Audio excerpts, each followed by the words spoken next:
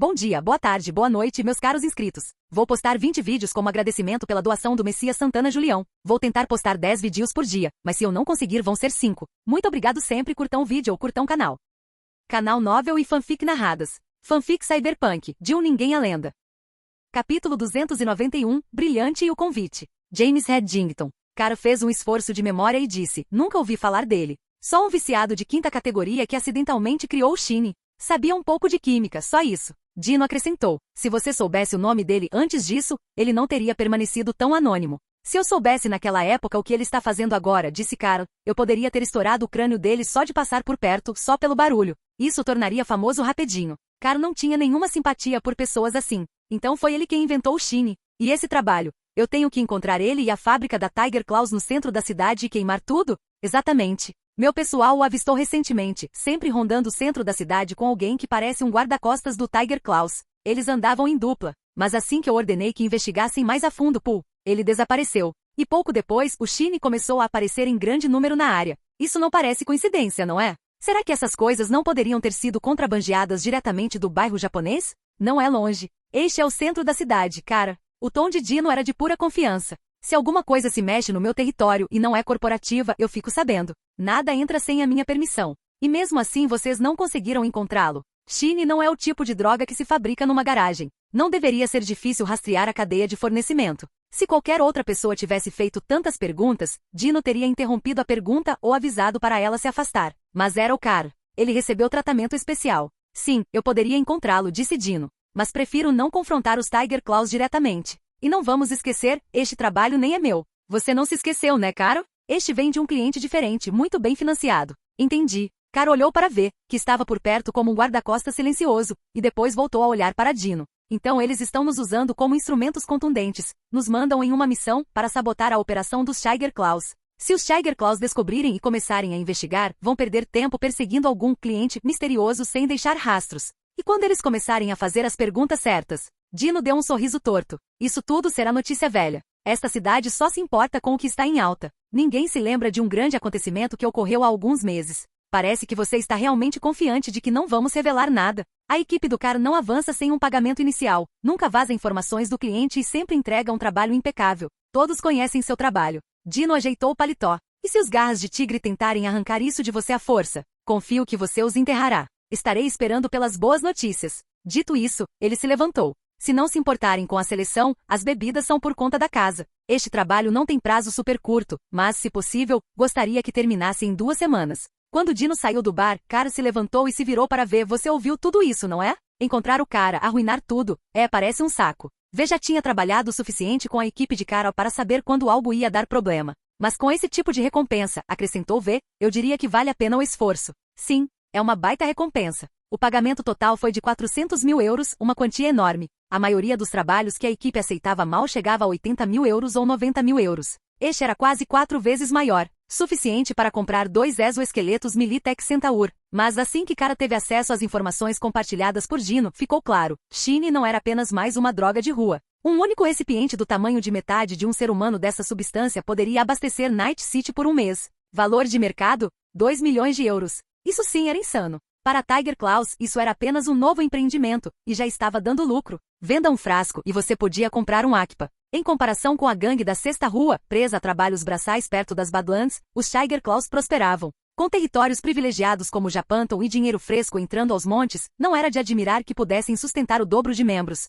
Todos ostentando implantes cibernéticos de última geração e pilotando motos personalizadas chamativas. No entanto, por mais lucrativa que seja, uma droga como essa não deveria existir. Na mesma categoria que o lixo dos catadores, só de olhar já dá uma sensação de agressão aos olhos. Carl e V não ficaram muito tempo no bar. Claro, Dino ofereceu bebidas de graça, mas eles só ficaram o tempo suficiente para pegar um engradado de cerveja cada um. O barman não pareceu muito contente, mas eles saíram em menos de 10 minutos. Enquanto V abria a porta de ferro com uma mão, segurando a caixa de cerveja com a outra, Carl olhou para trás, para o segurança que estava parado perto dali, de braços cruzados. O cara evitou contato visual. Seus óculos escuros apontavam para a cara, com certeza, mas Carl percebeu. O homem não estava realmente olhando para ele. Tem algo nesse cara, não dá para ignorar. Carl percebeu que V já havia saído. Ao segui-lo, parou no meio do passo e em seguida virou a cabeça novamente. Dessa vez, seus olhares se encontraram. Naquele instante, todo o corpo de Carl se tensionou. Perigo. Ele se moveu. Rasgando a caixa de cerveja, Carl pegou uma garrafa e a jogou para cima.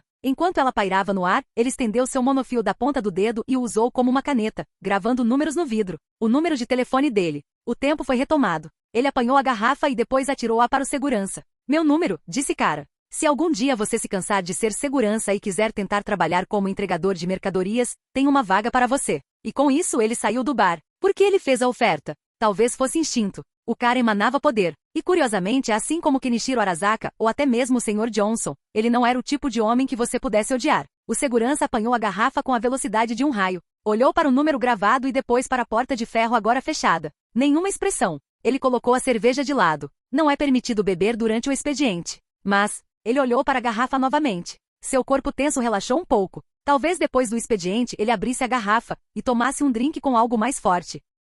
Capítulo 292, Química e Rostos Familiares. Este trabalho não deve ser difícil de acompanhar. T-Bug tinha acabado de acordar por volta do meio-dia e depois de saber que Carl e V tinham aceitado um novo trabalho, não pareceu nem um pouco incomodada com o fato de terem que começar a coletar informações do zero. O centro da cidade não é território da Tiger Claw, o que significa que se eles não estiverem usando transporte corporativo para trazer matéria-prima, não há como passar nada pelos intermediários. Mas mesmo que estejam usando logística corporativa, ainda haverá um rastro. Ela digitou por um instante e continuou. Pelo que sei, a Arasaka tem mantido tudo sob controle desde a última operação que fizemos. Eles congelaram os envios para o centro da cidade e iniciaram uma auditoria interna completa e uma purga. Então, a menos que os Tiger Claw sejam estúpidos o suficiente para trabalhar com uma corporação rival e arriscar serem massacrados pela Arasaka, a única opção deles é obter os materiais por conta própria. Obter as matérias-primas. Oliver, ainda suando do treino de simulação e recém-saído do banho, encostou-se no sofá ouvindo T-Bug. Graças à sua educação familiar, ele rapidamente pensou em uma possível alternativa que não envolvia importar nada.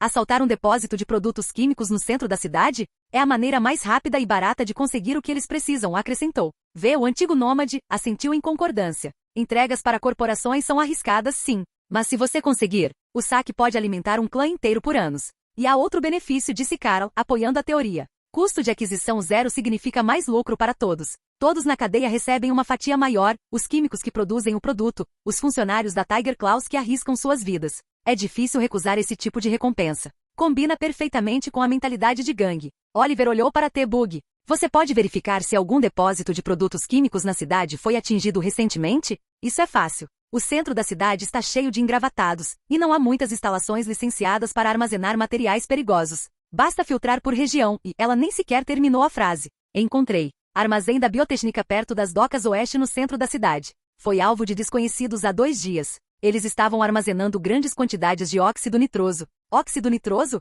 O que é isso? Perguntou V. Oliver e interrompeu. Também conhecido como gás hilariante. É incolor e tem um gosto adocicado. É usado medicinalmente como anestésico e no processamento de alimentos. Mas se você inalar demais, corta o oxigênio que chega ao cérebro e danifica o sistema nervoso. O efeito faz você rir, daí o nome. Óxido nitroso é o gás hilariante? Isso eu sei. Lembro-me de ter lido sobre ele como combustível para foguetes e para turbinar motores de carros. Nunca imaginei que pudesse ser usado para fabricar drogas de rua. Não importa o quão útil algo seja, disse Carl. Uma vez que esteja ligado a coisas assim, todos os seus usos originais se transformam em maneiras de prejudicar as pessoas. Ele olhou para T-Bug. Você consegue acessar as imagens das câmeras ao redor do armazém? Veja quais veículos passaram pela área e como a biotécnica reagiu. As imagens das câmeras levarão algum tempo para serem processadas. Quanto à biotécnica, eles emitiram um comunicado, demitiram alguns funcionários de baixo escalão do cais e só. Acho que eles já se acostumaram com esse tipo de coisa. T-Bug não pareceu muito surpreso. Em Night City, uma corporação sem coragem para lidar com gangues, mercenários ou nômades que atacam suas operações não sobrevive por muito tempo contra a concorrência.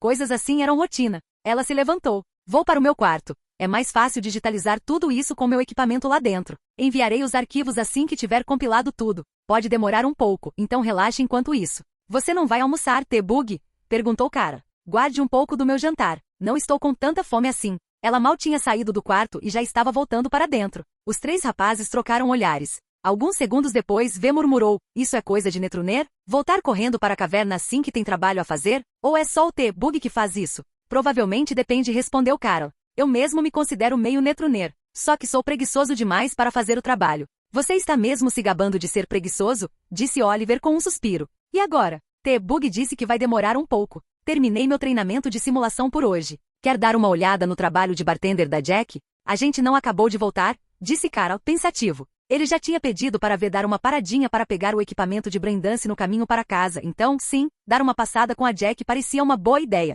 Após uma breve discussão, deixaram Kill de guarda. Com Era ainda na loja e sem pressa, decidiram ir a pé, da pequena China em Watson, passando pelo centro da cidade, até The Glen em Eastwood. Os três conversavam enquanto caminhavam. Para os padrões de Night City, era um passeio tranquilo, apenas 2 tiroteios. Um foi um acerto de contas entre gangues, o outro uma operação da polícia de Night City. Além disso, passaram por 4 assaltos à mão armada, mas sem vítimas fatais, então, um dia calmo. Aposto que o número de mortos no lote da morte de amanhã será inferior a 10, brincou Oliver. Ele estava prestes a dizer mais alguma coisa quando um rosto familiar lhe chamou a atenção. Na ponte que liga Watson ao centro da cidade, um esquadrão de mercenários acabará de eliminar um alvo e estava limpando a área. O líder recarregava um lançador acoplado ao braço. Não havia como confundir aquela imagem, era Maine. Maine. Oliver acenou com a mão. Maine se virou surpresa por um instante, depois sorriu e caminhou até eles. Não esperava ver vocês por aqui. Você está trabalhando? Perguntou Carl, observando o veículo destruído. Acabei de finalizar. Bum! Os destroços explodiram repentinamente. Um jovem correu em meio à fumaça e ao fogo. O cara que pegamos acabou de se detonar, Maine. O quê? Ele se explodiu? Maine se virou bruscamente. Está tudo bem com todos? Sim, eu estava cuidando dele. Senti que algo estava errado, então o joguei para fora bem a tempo e chutei meu Sandevistan. Ninguém se machucou. O jovem aproximou-se e cumprimentou-os casualmente. Quanto tempo, cara? E aí, Oliver? Você é? Oliver piscou, e então seu rosto se iluminou. David? Caramba, não esperava te ver. E você está administrando um Sandevista agora? Aquele sorriso familiar era inconfundível, mesmo com o rosto alterado pela modelagem facial do SyncMod. Foi David sem dúvida alguma. Capítulo 293. Ambição não é apenas um sonho? Após encontrarem a turma do Maine na rua, Carl, V e Oliver, que inicialmente planejavam ir a pé até o El Coyote Cojo, acabaram pegando carona com eles. A equipe de Maine operava a partir de Arroio, em Santo Domingo, bem ao lado do Glen, em Eastwood, onde ficava o bar. Eles tinham acabado de concluir o trabalho e estavam voltando. Então dar uma carona ao grupo de Carl não foi problema nenhum. Carl estava sentado no banco do passageiro ao lado de Maine. Olhando para trás para ver Oliver e David que estavam no banco de trás, ele mencionou o que havia acontecido mais cedo na rua. Parece que as coisas não correram tão bem quanto você esperava. Não imaginava que aquele cachorro da empresa tivesse tanta coragem, respondeu Maine ao entrar no trânsito. Finalmente conseguimos uma pista decente hoje, pensamos em pegar alguém e obter algumas respostas. Em vez disso, ele se explodiu. Com os olhos fixos na estrada, Maine murmurou. Essa missão tem sido difícil. Sabíamos que não seria fácil, mas caramba, já faz dias e ainda estamos presos coletando informações. Se fosse com vocês, provavelmente já teriam terminado. Cara deu de ombros levemente.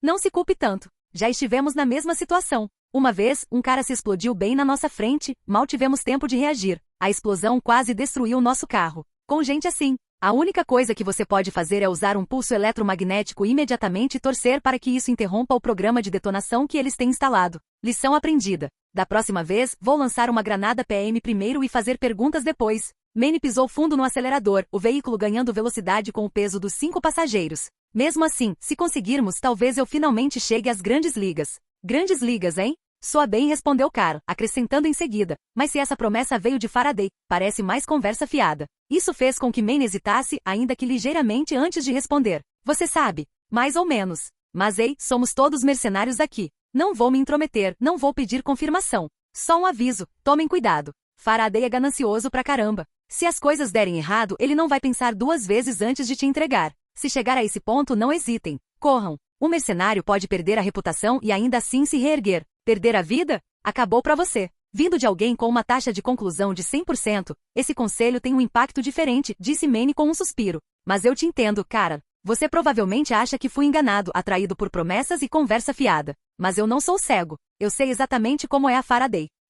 Este trabalho é a única chance que tenho agora de me destacar. Ele apertou ainda mais o volante. Nem todo mundo pode ser como você. Minha equipe está presa fazendo bicos há anos. E eu sou mercenário há mais de 7 anos. Se eu continuar assim, não sei quando, ou se vou conseguir subir na vida. Algumas coisas, você tem que arriscar tudo, mesmo que isso possa te matar. Apostar a própria vida, apenas por uma chance de alcançar a glória. Qualquer mercenário com ambição de verdade conhece essa sensação. Todo mundo quer ser o próximo Morgan Blackham ou Adam Smasher. Mas quem realmente consegue? Ninguém sabe. Você persegue esse sonho e arrisca a vida. Cara permaneceu em silêncio. Maine já fora um soldado dos novos Estados Unidos. Durante a Guerra da Unificação de 2069 a 2070, ele desertou, rumando para Night City em busca de algo maior, tornar-se uma lenda. Isso foi há 7 anos. 7 anos de luta, sangue, perseverança. E agora que finalmente vislumbrava uma pequena chance de sucesso, deveria parar só porque era perigoso? De jeito nenhum. Dizer a Carol para desistir de perseguir suas próprias ambições seria igualmente inútil.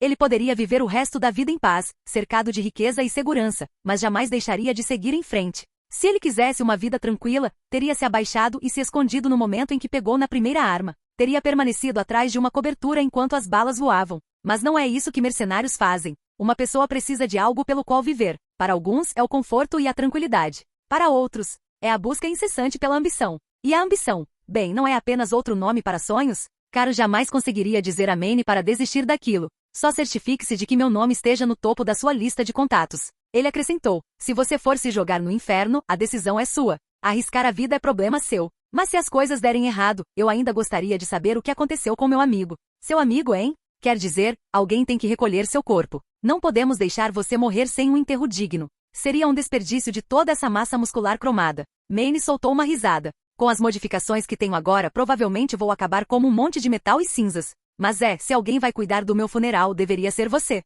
Aposto que você mandaria minhas cinzas para o espaço, talvez até as lançasse no sol para dar um toque dramático. Ele se lembrou do primeiro trabalho que fizeram juntos, na época em que a equipe Brown brincava sobre morrer sem ninguém para pagar o túmulo. Disseram que se todos morressem, simplesmente juntariam os ossos e os enterrariam em uma única vala. Naquela época, o Maine não se importava. Agora, não era assim que ele queria partir. Se ele tivesse que morrer, teria que ser por um motivo. Teria que ser algo grandioso. O carro parou em frente ao El Coyote Cojo. Enquanto Maine esboçava um leve sorriso, Caro saiu do veículo e hesitou junto à porta. Inclinou-se para trás e olhou pela janela para David, que estava no banco de trás. Ei, David, você corre rápido, né? Ele estava relembrando o momento em que viu David acionar seu Sandevistan. Agora consigo alcançar um carro em curta distância, respondeu David com confiança. Ele não tinha ouvido a conversa entre Carl e Maine, estava batendo papo com V e Oliver lá atrás, mas Carl apenas sorriu ao receber sua resposta. Então, quando chegar a hora de correr, corra, David. Carl o deixou com aquela mensagem enigmática e caminhou em direção ao bar. O que Carl quis dizer com isso? Perguntou David confuso. Maine não disse uma palavra. Silenciosamente religou o motor, mas ele entendeu. Como líder da equipe, aquela que está sempre na linha de frente, Maine sabia. Se algum dia chegarmos a esse ponto, quando chegar a hora de correr, corra, David. Ele sussurrou isso para si mesmo. Afinal de contas, alguém precisa ser rápido o suficiente para levar a história até o fim. Capítulo 294, e a rebelde. Cara, que noite. A gente só ia relaxar no El Coyote Cojo, ver o Jack trabalhando, tomar uns drinks, e acabamos carregando caixas. Resmungando e completamente exausto, Oliver se jogou no sofá assim que chegaram em casa do bar. Também não esperava que estivesse tão movimentado, disse Jack rindo. Mas olha, vocês apareceram na hora perfeita. Obrigada por ajudarem com o estoque. Tivemos que movimentar 2 remessas inteiras do armazém. Eu não conseguia sair da frente da loja, estava lotada. Transportar bebidas alcoólicas não era grande coisa. Com seus braços cibernéticos fazendo o trabalho pesado, Caro não sentiu que tivesse feito muito esforço. De volta a casa, ele relaxava com um copo de chá doce. Ele olhou para Oliver, que parecia quase morto depois de passar a manhã inteira participando de simulações e a tarde carregando malas, e então se virou para Jack. Mas, será que havia mais valentinos no bar do que o normal hoje? Algo estranho acontecendo? Você também percebeu isso? Eu estava com Oliver e V carregando as bebidas e os suprimentos para os fundos, mas mesmo do beco, vi um monte de caras com tatuagens do Valentino entrando no bar. A observação de Cara recebeu um gemido de confirmação de Oliver. Eu também vi. O que está acontecendo? Eles vão entrar em guerra ou algo assim? Ensaio tático antes do jogo? Não, nada disso. Jack fez uma pausa antes de continuar. É meio estranho, na verdade. Os Valentinos atacaram uma carga corporativa recentemente. Durante a operação, eles pegaram um cara da empresa, planejavam interrogá-lo para descobrir o local da entrega. Mas bem na hora em que iam fazê-lo falar, bum, o cara explodiu. Tipo, explodiu mesmo por dentro. Matou vários dos nossos. O Gustavo acha que tem algo suspeito acontecendo e começou a chamar o pessoal para investigar. Gustavo, um membro importante da família Valentino e bom amigo de Jack, era figura conhecida no El Coyote Cojo. Embora Carl e sua equipe não o tivessem conhecido oficialmente, certamente sabiam quem ele era. Um cara da empresa explodindo depois de ser pego. Isso me soou familiar. V foi o primeiro a ligar os pontos. Já são 3. O cara na estrada mais cedo. O de hoje no bar. E agora esse do Valentino. Incidentes diferentes. Todos policiais de fachada. Todos se explodiram. 3? Jack piscou confusa. Carl contou a ele o que aconteceu no caminho para o bar. A turma do Maine agarrou um cara da Arasaka. Mesmo resultado. Cabom. O alvo de Gustavo era Kangtão. O de Maine era Arasaka. E aquele que vimos era Kendashi, certo? São 3 corporações diferentes. Você está me dizendo que todos os funcionários dela são tão leais que estão dispostos a se explodir no momento em que forem comprometidos? Se não for lealdade, Car murmurou, então é outra coisa. Eles foram feitos para explodir. Ele fez uma pausa, pensando no passado. Lembra daquele exoesqueleto da Militech que conseguimos naquela missão que nos rendeu a Rogue? Aquela em que eu acabei na Big Bar de Spins? A cabeça do piloto explodiu. Protocolo de suicídio controlado pela corporação. Parece familiar, não? Ainda há um grande salto entre estourar o crânio de alguém e encher o corpo inteiro de explosivos como um RPG, respondeu Jack. As explosões que vimos ultimamente? Aquelas tinham alcance. Não é fácil infiltrar esse tipo de poder de fogo no corpo de alguém sem ser notado, nem mesmo por um cão farejador. Talvez não seja uma questão de tecnologia, mas sim de protocolo de controle, disse Kara, pensando em voz alta. A ideia não era absurda, não em Night City. As corporações viam seus funcionários como descartáveis. Vincular suas vidas a um contrato já nem era mais controverso. Uma bomba no corpo não era impensável. Mas havia limites. Instalar um dispositivo explosivo sofisticado o suficiente para evitar a detecção, funcionar perfeitamente em conjunto com um sistema neural e não ser acionado acidentalmente durante um horário de pico? Esse tipo de precisão exigia muita habilidade e um custo elevado. Gatilhos neurológicos, integração perfeita com o sistema nervoso, médicos especialistas em estripamento. Um deslize e o cara explode no meio do expediente, matando todos os seus colegas de trabalho e destruindo milhões em ativos. Não é exatamente eficiente, principalmente para funcionários de nível hierárquico mais baixo. Qual era o ângulo então? Isso parece mais algo que uma inteligência artificial faria, murmurou Kara. Queimar o ativo assim que ele deixar de ser útil. Nesse instante, a porta do andar de cima rangeu ao se abrir. T-Bug saiu para o patamar e revelou sua bomba. Parece-me um comportamento de inteligência artificial descontrolado. O ativo perde valor, exclua-o. Espera, inteligência artificial? Oliver olhou para ela em choque. T-Bug se apoiou no parapeito, observando o grupo lá embaixo. Algumas IAs não só conseguem fazer isso, como algumas delas podem estar por aí em corpos humanos, agindo como se fossem. Isso deixou o cara perplexo. Inteligências artificiais controlando pessoas? Ele ouvirá falar da falha de dados, aquela que destruiu a internet global e deu origem a IAs verdadeiramente sencientes. Essas construções rebeldes ainda assombravam as camadas profundas do ciberespaço, atacando qualquer um tolo o suficiente para se aventurar por lá. Para contê-los, as megacorporações construíram a Blackval, um enorme firewall digital que separa a rede atual do caos exterior. Mas a Blackval não era perfeita. Algumas IAs conseguiram escapar, outras nasceram dentro da nova rede. Descontroladas. Irrastreáveis. Ele sempre achou que fossem apenas códigos. Códigos perigosos, sem dúvida, mas digitais. Agora, a inteligência artificial dominando as pessoas. Eu achava que isso era só uma teoria da conspiração, disse Oliver, ainda cético. T-Bug não deu mais detalhes. Ela simplesmente disse, quem fica tempo suficiente nesse ramo acaba vendo o suficiente para parar de rir de histórias de fantasmas. Com isso, ela tirou um fragmento para Kara, que o apanhou por reflexo. De qualquer forma, não estamos envolvidos nessa confusão ainda. Que continue assim. Seja a Netwatch ou algum maluco da Blackval, não queremos nenhum deles batendo a nossa porta. Esse chip tem todas as localizações possíveis ligadas ao nosso alvo atual. Analise-o e faça um reconhecimento amanhã cedo. Bocejando, ela se virou e voltou para o seu quarto, fechando a porta silenciosamente atrás de si. Kara encarava a porta fechada, segurando o fragmento. T-Bug estava certo. Não adianta se estressar com ameaças que você ainda nem enfrentou. Primeiro as coisas mais importantes. Ele encaixou o fragmento. Vamos lidar com a bagunça que está bem à nossa frente antes de nos preocuparmos com aquelas que ainda estão escondidas na escuridão.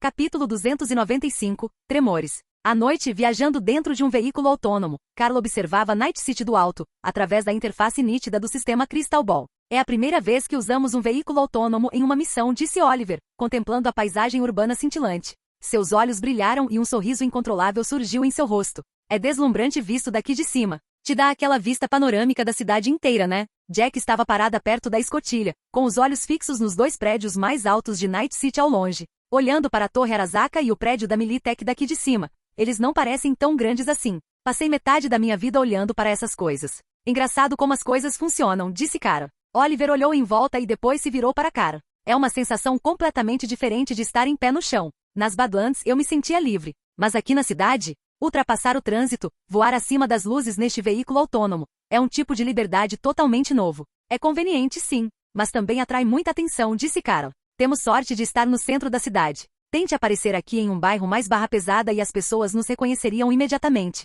Perderíamos nosso alvo antes mesmo de colocar os pés no chão. Quer dizer, na pior das hipóteses, é só persegui-las no AV, sugeriu Jack, de braços cruzados enquanto observava o desnível de 300 metros. Nem todos vão se jogar nos esgotos ou algo assim. Estou mais preocupado em ser abatido desta altura. Isso seria péssimo. Sério, vocês já estão planejando o pouso forçado? V riu do assento do piloto. Este veículo blindado é protegido. Ele poderia levar um ataque direto de RPG e continuar voando. E se for atingido, temos tempo suficiente para mergulhar antes do impacto. Relaxem. Não sei. Ainda confio mais no asfalto do que no céu, disse Jack, balançando a cabeça. Cara, temos a localização do nosso alvo? Sim, graças ao T-Bug. À meia hora, James Reddington, o cara que criou o Chimera, apareceu perto de um beco. Entrou e não saiu mais. Vê, estou enviando as coordenadas. Vamos embora. Já estou a caminho. Nem a 2 quilômetros de distância, respondeu V. Acho que essa voltinha vai ser curta. Dê uma volta mais tarde. Você tem autorização total agora, bocejou Cara. Enquanto isso, o T-Bug provavelmente está enrolado na cama.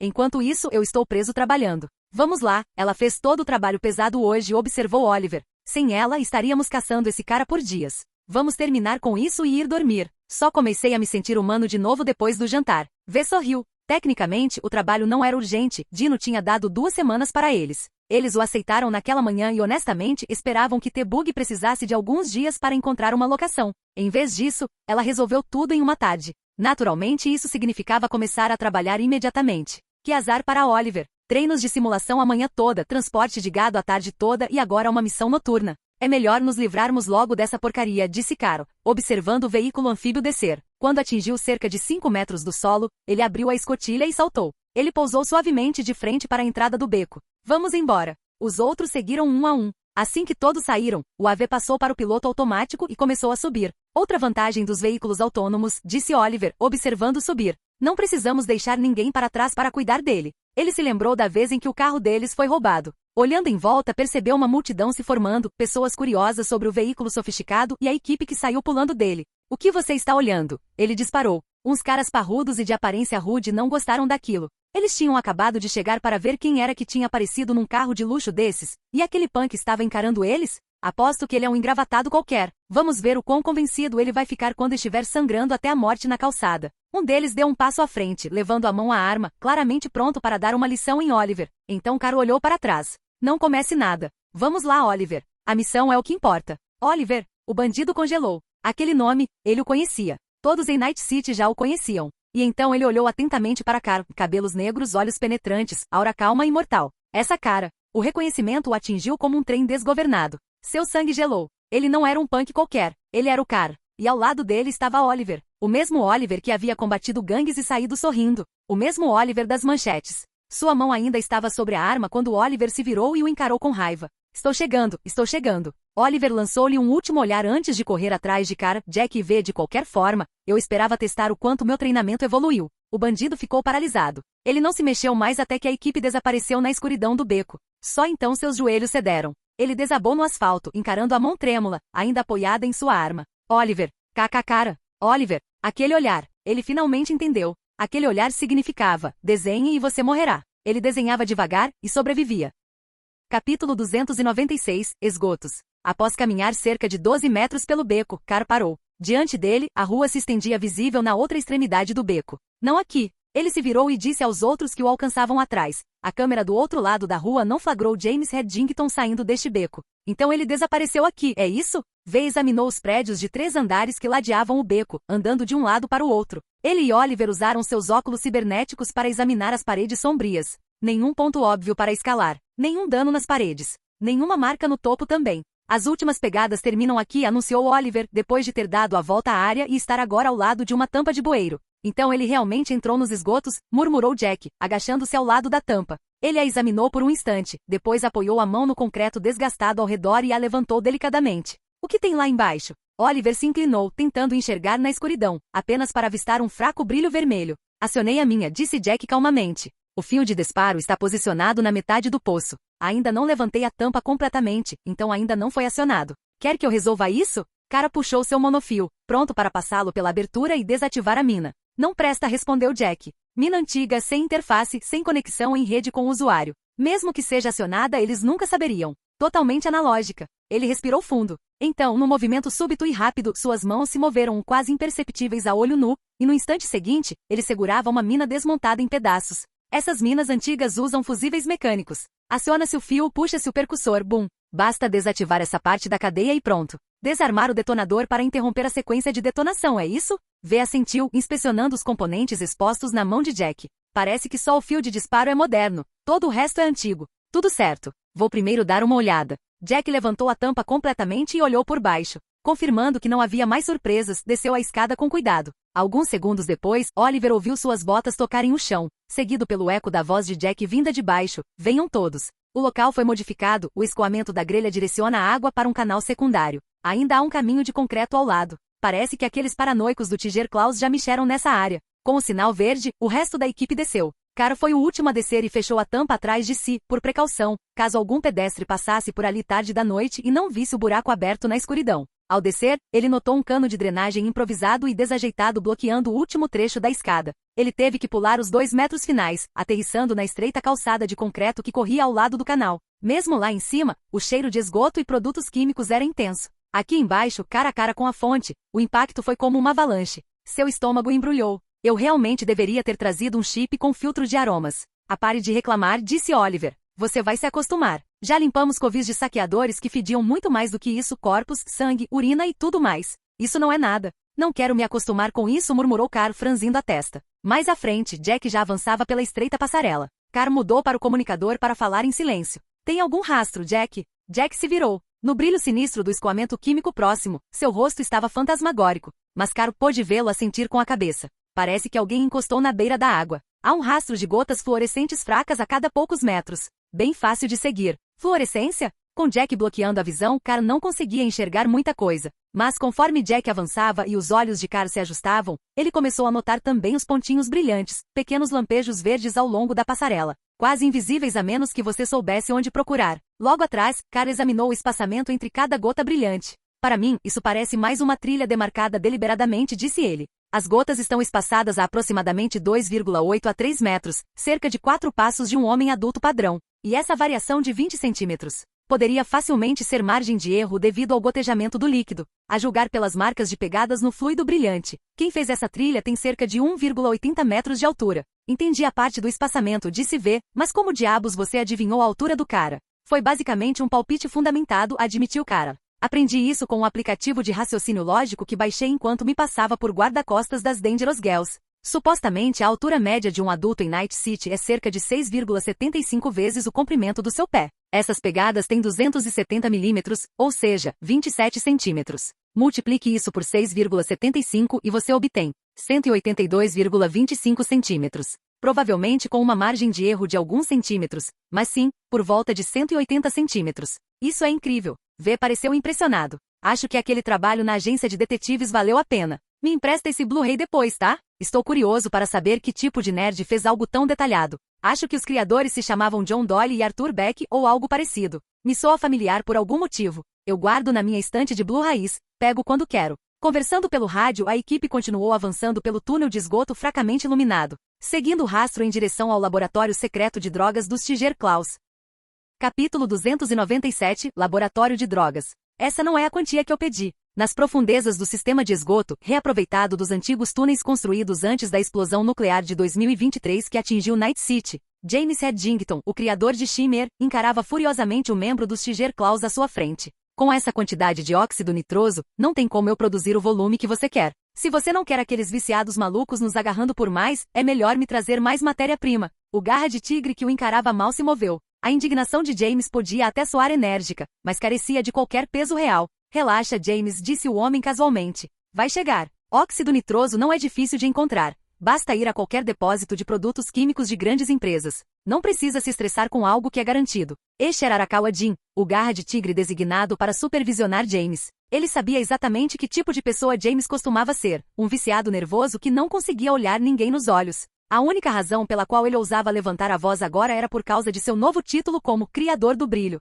Mas Jin também sabia que se demonstrasse a menor pressão, James voltaria a ser o chorão de sempre. Jin estreitou os olhos e o encarou. Ou talvez você só esteja procurando encrenca. James congelou. No instante em que o olhar frio e serpentino de Jin encontrou seu corpo se contraiu como o de um coelho acuado. Após alguns segundos, ele finalmente expirou e relaxou, ajustando o tom de voz. Só estou pensando nos nossos lucros, nada mais, disse ele com a voz ainda tensa. O Shimmer está vendendo como água. A demanda já está superando a oferta. Se não agirmos rápido, vamos perder a nossa oportunidade. Jin não se deixou enganar. Segundo as câmeras de vigilância, James havia torrado seu primeiro pagamento em um carro novo e chamativo, o Chevalier Trax 388 Jefferson de 170 mil euros, nada menos, comprado a prazo. Ele andava gastando dinheiro em lugares como Clouds, curtindo a vida como uma estrela do rock e acumulando dívidas. Agora, desesperado para quitá-las, queria aumentar a produção e embolsar outro grande pagamento. Jim deu um sorriso irônico, mas não se deu ao trabalho de confrontá-lo. Em vez disso, deu um leve empurrãozinho. Você tem o suficiente para uma leva, certo? Comece com o que você tem. Minha equipe trará o resto do óxido nitroso em breve. Multar. James hesitou por um instante, depois assentiu com a cabeça e se virou para seguir mais adentro do laboratório. Assim que ele estava fora do alcance da voz, um Tiger-Claw com cicatrizes se aproximou de Jim, um dos homens encarregados de guardar a instalação subterrânea. Chefe, a atitude desse cara só piora, resmungou o executor, agindo como se estivéssemos perdidos sem ele. Mas nós já pegamos a fórmula completa. Arrancamos direto dos registros dele no BD e das câmeras do laboratório. Por que ainda estamos dando trela para ele? Ele ainda é útil. Jim acenou com a mão desdenhosamente. O cara deu sorte de encontrar a Chimera. Talvez um raio caia 2 vezes no mesmo lugar. Às vezes a sorte favorece o idiota. Deixa ele pensar que é um gênio. Na pior das hipóteses, o pagamento que demos a ele é apenas o preço de uma aposta arriscada. Ele soltou uma risada baixa e amarga. Ele nem conseguiu comprar aquele Jefferson à vista, teve que parcelar. Vai a Claudes e só encomenda brinquedos básicos. Ele está completamente falido. Deixe-o se sentir um rei por um momento, como se estivesse distribuindo dinheiro à torto e à direito. Comparado ao que estamos ganhando, a parte dele é troco de bolso. Se algumas migalhas o mantivessem motivado, por que não? Até mesmo as grandes empresas faziam investimentos especulativos. Jim estava prestes a falar novamente quando um som cortou a sala, metal raspando contra pedra. Um guincho áspero e estridente. Jim franziu a testa. Que diabos é isso? O guarda com cicatrizes também ouviu. Ele latiu para um dos guardas perto da porta. Digam para esses recrutas novos falarem mais baixo. Só porque passaram pela iniciação não significa que já são garras de tigre. Se continuarem aprontando, vamos mandá-los embora. Este posto no esgoto é um trabalho dos sonhos, pagamento fácil, sem estresse. Muita gente mataria por ele. Sim, senhor. Um dos guardas, o mais próximo da porta, desplicentemente colocou o rifle sobre o ombro e se moveu para abri-la, com a clara intenção de repreender qualquer novato que estivesse fazendo barulho. Ele não teve essa oportunidade. No instante em que entreabriu a porta, um jato de sangue quente atingiu seu rosto. Sangue? Ele piscou, desorientado. Sua visão se ajustou. Parado na porta, estava alguém. Uma silhueta. De costas parecia um dos recrutas. Que diabos? Então a metade superior do corpo começou a inclinar-se e a se separar. O torso deslizou para fora das pernas, revelando uma seção transversal lisa e cauterizada. O sangue escorreu pelo corte preciso quando a metade superior atingiu o chão com um baque surdo. Tum! O coração do guarda deu um salto. E então, ele o viu. Um jovem. Cabelo curto. Olhos azuis penetrantes. Expressão calma e firme. Em sua mão, uma katana amarelo-alaranjada brilhante, ainda vibrando suavemente. Quem diabos? Esse foi o último pensamento que ele teve. A lâmina se moveu, rápido demais para ser acompanhada. A última coisa que ele viu foi um clarão de luz intensa. E então a dor. E então nada.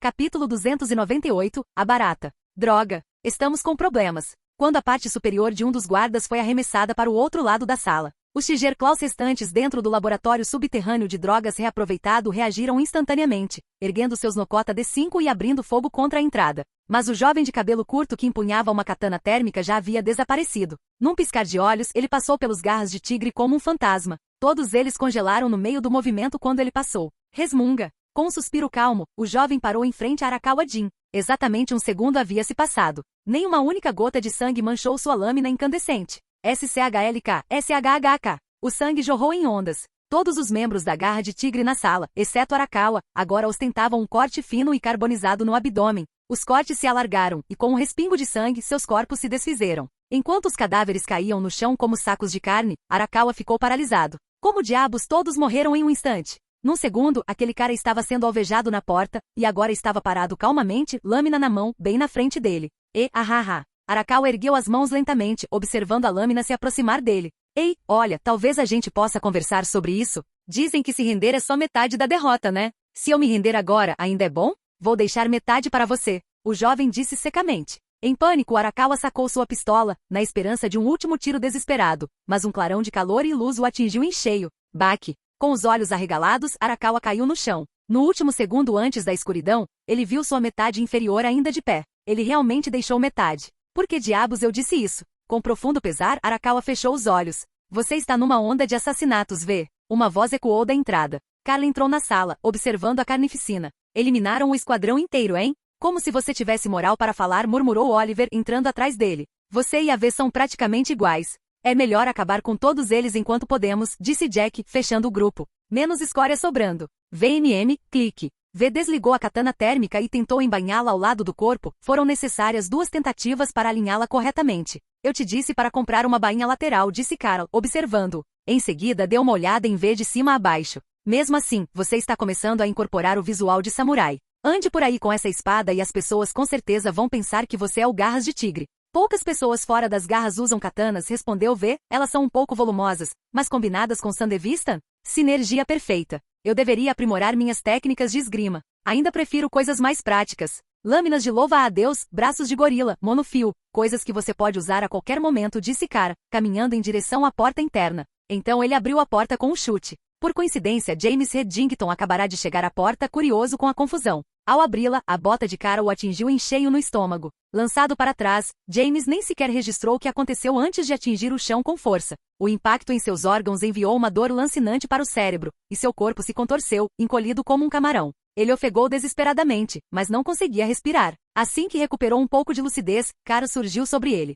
Comparado ao outro James que conheci, o antigo tenente da Nova América, você não passa de uma barata de esgoto. Repugnante. Tão vil que eu não quero nem sujar meu sapato em você. O desgosto de Carl era raro, mas o deste homem? Esse merecia. Orelha, orelha. James tentou falar. Ele não tinha visto quem o atacou, mas o puro instinto de sobrevivência falou mais alto. Ele se esforçou para provar seu valor. Sua mente trabalhou a todo vapor para juntar as peças. Eles mataram Arakawa. Mataram os Garras de Tigre. Ele era o último sobrevivente. Qual era o item mais valioso ali? Brilho. Eu consigo fazer Shimmer. Deixem-me em paz. Eu sei como fazer o lote mais puro. Uma tragada e eles ficam viciados. Eu testei. Apenas 2 miligramas. Serve para qualquer um, desde velhinhos até crianças de 12 anos. Bang! A cabeça de James explodiu com um único tiro. Seu corpo se contraiu em espasmos e em seguida desabou para o lado, ainda tentando me causar repulsa. Carl baixou a pistola, fim da noite. Eu estava pensando qual seria a maneira mais limpa de lidar com lixo como você. Você não apenas usa esse veneno, você o produz em massa.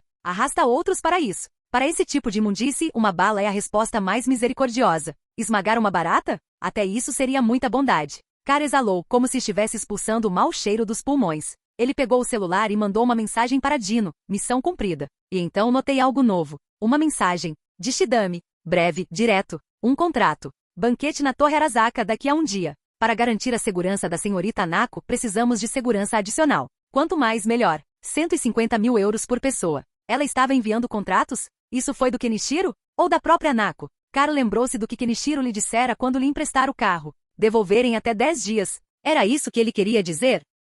Capítulo 299, Equipe de Trauma. Você está me dizendo que já está pronto? Assim que Cara saiu do laboratório clandestino de drogas, depois de se livrar do canalha, seu holograma vibrou com uma chamada de Dino. Claramente Dino não esperava que o trabalho solicitado naquela mesma manhã e com duração estimada de 2 semanas, fosse concluído antes do anoitecer. Está feito. Enviei a localização. Certifique-se de que alguém cuide da limpeza. Nosso Netruner também ficará responsável, então não me faça te pegar tentando roubar nada. Relaxe, eu não arriscaria nossa parceria por causa de migalhas, especialmente depois de ver a rapidez e a eficiência com que sua equipe trabalha. E Dino estava falando sério. Um trabalho aceito de manhã e finalizado à noite? Esse tipo de poder de fogo? Ninguém queria se meter com gente assim. Pagamento enviado. Certifique-se de recebê-lo. Sem verificação? Pensei em pedir algumas fotos, mas não precisa. Meu pessoal já viu a equipe de trauma chegar ao local que você indicou. Eles estão logo acima de você. Equipe de trauma? Caro olhou em volta para a pilha de corpos. Devia ser algum membro da Tiger Claw com um contrato premium que incluía serviços de autópsia. Ele se lembrou de ter se perguntado a mesma coisa quando lidaram com JK, o diretor da BD do Mercado Negro. Por que a Trauma Tea ainda apareceria se o cliente já estivesse morto? Mais tarde, ele pesquisou e descobriu que clientes de nível premium podiam comprar pacotes funerários, a Trauma Tea ainda recuperaria o corpo, o cremaria e o enterraria em um local reservado. Originalmente, eles só agiam se o cliente estivesse vivo. Agora, pelo menos, eles cuidam do corpo. Bum! Um estrondo alto vindo de cima fez Carl se esquivar a tempo. Segundos depois, uma explosão atravessou o teto. Bum! Pedaços de concreto caíram como chuva quando o teto reforçado cedeu, e 2 agentes da equipe de trauma, trajando uniformes brancos e verdes, surgiram em meio à fumaça. O teto era apenas uma laje fina, nada de especial. Devem ter usado uma carga explosiva compacta para demolir o teto e descerem rapidamente por corda. Tenho quase certeza de que vão cobrar da prefeitura pelos danos causados à rua, pensou Cara. Os 2 médicos rapidamente apontaram seus rifles inteligentes para Cara. A equipe de trauma quase sempre usava equipamentos da Kangtong. Cara reconheceu o modelo à primeira vista. Kangtong G58 Dian. Ele próprio tinha um. Encarando os canos das metralhadoras inteligentes, Cara permaneceu imóvel, mantendo o olhar fixo nos agentes de capacete. 7 minutos para salvar uma vida ou seu dinheiro de volta, citou ele o slogan deles. Já se passaram 5 minutos. Tenho que admitir, mesmo para um serviço pós-autópsia, a rapidez de vocês é impressionante. Estou realmente pensando em me tornar um membro agora. Os agentes não disseram nada, apenas baixaram lentamente as armas. Eles avaliaram a situação. Cara provavelmente foi quem matou o cliente. Se o cliente tivesse sobrevivido, o protocolo exigiria que eliminassem qualquer ameaça. Mas o cara já estava morto. Não havia necessidade de agravar a situação. Além disso, aquele rosto era inconfundível. KK, um dos mercenários mais temidos de Night City. Mesmo uma equipe completa de trauma e piloto, copiloto, 2 especialistas armados, médico e assistente pensaria 2 vezes. E mesmo que acionassem equipes de reforço próximas, provavelmente ainda não seria suficiente. Em silêncio, Carl observou mais 2 membros da equipe de trauma chegarem. A primeira dupla, especialistas armados, isolou o perímetro. Os outros 2, claramente técnicos de saúde, escanearam os corpos com leitores de identificação portáteis, tentando descobrir a qual pilha de sangue pertencia ao paciente. Que diabos foi isso? Carl, você vem ou não? Vozes ecoaram da saída do esgoto. Oliver, Jack e V tinham voltado atrás ao perceberem que Carl não os havia seguido. Ao entrarem na sala, viram a equipe de atendimento de trauma e o enorme buraco no teto. Equipe de trauma? Oliver olhou fixamente para os trajes verdes e brancos que identificavam os cadáveres. Quando eu era criança, minha irmã e eu assistíamos aos comerciais deles, surgindo para salvar vidas como cavaleiros brancos. Eu até queria ser um deles. É engraçado como a única vez que os vemos agora é quando estão removendo cadáveres. E só se você for membro. Isso não é salvar vidas. Isso é triagem corporativa. Pelo menos é um emprego, disse Jack, encostando-se no batente da porta quebrada. É melhor do que trabalho de gangue. E ei, graças a eles, podemos sair por este buraco em vez de voltar pelo esgoto. Não ter que passar por aquele túnel fétido parece uma boa ideia, concordou Carl. E acrescentou, agora podemos pagar pela cobertura da equipe de trauma.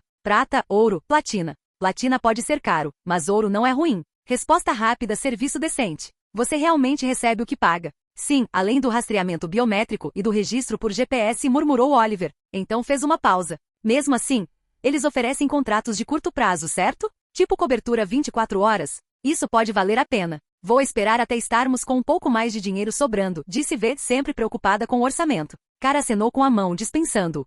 Você pode decidir depois que terminarmos nosso próximo trabalho. Próximo emprego? Os outros pareceram confusos. Carl enviou-lhes a mensagem de Shidami. 150 mil redemoinhos por pessoa. Quanto mais gente, melhor. Destino, Torre Arasaka. Os olhos de Jack se arregalaram. Há poucos dias, eles estavam preocupados que Carl não conseguisse sair sozinho da Torre Arasaka. Agora, eles também iriam. Torre Arasaka, hein? Oliver observava a equipe de trauma colocar um cadáver mutilado em uma maca. Havia muita coisa que ele queria dizer sobre o trabalho, mas nem sabia por onde começar. V olhou fixamente para o pagamento. 150 mil. Ele ficou tentado. Mas esse era o tipo de coisa que eles precisavam planejar juntos. Vamos conversar sobre isso lá na base, disse ele finalmente. Carla assentiu com a cabeça. Era exatamente o que eu estava pensando. Entrar na Torre Arasaka não era algo que se fazia sem um plano sólido, e um esquadrão completo a bordo. Um dia depois do trabalho de Dino, um veículo de áudio e vídeo de alta tecnologia com o código de identificação de Kenichiro pairava silenciosamente no céu acima da Torre Arasaka. Capítulo 300 Banquete Arasaka. Que tempo bom, ou pelo menos é o que eu gostaria de dizer. Mas com esse céu nublado e a chuva chegando, não posso realmente chamar de bom. Em pé junto à porta aberta do veículo autônomo, Carl olhou para o enxame de drones que zumbia cada vez mais perto, ao longe. Voltou-se para os outros lá dentro e comentou, ainda bem que viemos num veículo autônomo. A julgar pela quantidade de carros de luxo lá embaixo, se tivéssemos ido de carro, provavelmente ainda estaríamos presos no trânsito quando a chuva começasse. Sem brincadeira, respondeu Oliver. Ele estava conectado ao sistema do veículo autônomo, e tinha uma visão completa do congestionamento ao redor da Torre Arasaka. Raifiel de Calibur, Herrera Otto GTS, Chevylon Trax 388 Jefferson. Espera aí, o quê? Por que um Jefferson está aqui? Achei que só tivessem carros de primeira linha, acho que temos alguns carros ruins no meio. Um Trax Jefferson ainda é considerado de luxo nas ruas, disse Jack. Claro, nos círculos corporativos não é exatamente elitista, mas também não é barato. Ele olhou para os drones zumbindo e perguntou a Carl, ei, você acha que essas varreduras vão ser um problema? Não, eu já aceitei o contrato. Eles nos deram a autorização. Isso é apenas uma verificação padrão. Com veículos autônomos, você realmente não consegue saber quem está lá dentro sem uma varredura. Carl manteve a porta escancarada, parado casualmente enquanto os drones circulavam o veículo. Após cerca de 20 segundos de escaneamento, as luzes vermelhas em seus sensores ficaram verdes. Confirmado. Os drones se dispersaram e partiram em direção ao próximo veículo autônomo que vinha atrás deles. Então é só isso? Perguntou V observando o outro AV. Quando estava prestes a descartar tudo como rotina, percebeu algo estranho. Os drones haviam voltado a ficar vermelhos. Os 4 olharam a tempo de ver o veículo autônomo atrás deles desviar repentinamente, tentando escapar. Que modelo é esse? Perguntou Carl, percebendo imediatamente que algo estava errado. É difícil dizer. Parece que foi modificado, disse Oliver. Mas antes que pudesse terminar, os drones abriram fogo. As balas atingiram o veículo e sua lataria começou a se desfazer sob a saraivada de tiros. Tem um disfarce, está se livrando da carcaça falsa, gritou Oliver. É um veículo blindado antitanque Militech Scorpion-Tail. Um veículo blindado antitanque? Jack pescou. A Militech aparecendo para causar confusão no evento da Arasaka em plena luz do dia? Isso é pedir para ter guerra. Não necessariamente a própria Militech. Se fosse mesmo uma iniciativa direta da Militech, os fãs da Arasaka ficariam radiantes. Mas Carl tinha uma teoria diferente. No momento em que viu o Scorpion-Tail, algumas ideias lhe vieram à mente. O veículo anfíbio Scorpion-Tail é um equipamento encomendado pela NCPD à Militech. Geralmente é usado pela divisão antiterrorismo. A Militech não os opera abertamente. Portanto, mesmo que estejam por trás disso, poderiam facilmente transferir a culpa.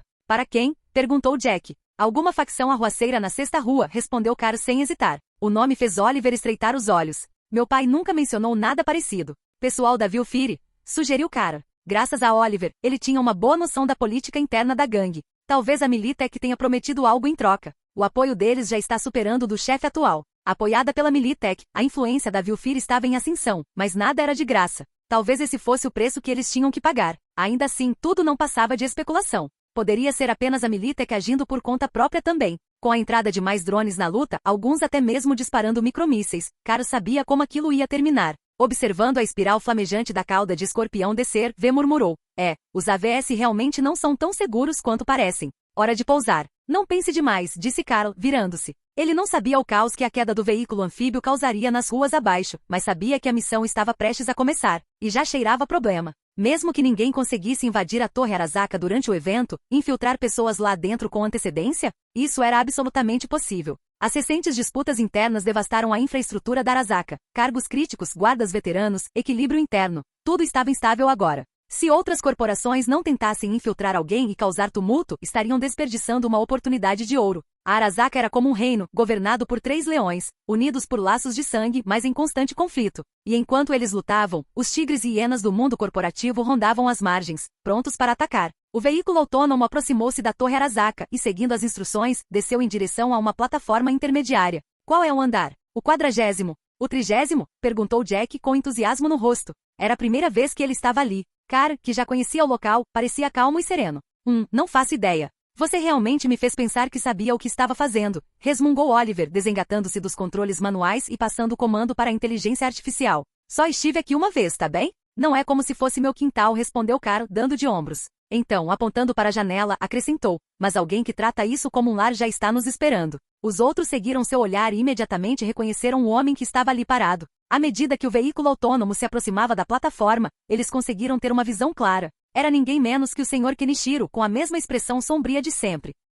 Obrigado por assistir, se gostou deixa o like e inscreva-se. Quanto mais apoio mais vídeos, e se possível apoie o canal doando no Pix do canal na descrição do vídeo. Qualquer valor ajuda, assim o canal pode trazer fanfics e novels de autores pagos e novos vídeos são postados com mais frequência. Muito obrigado a todos, curtam o canal.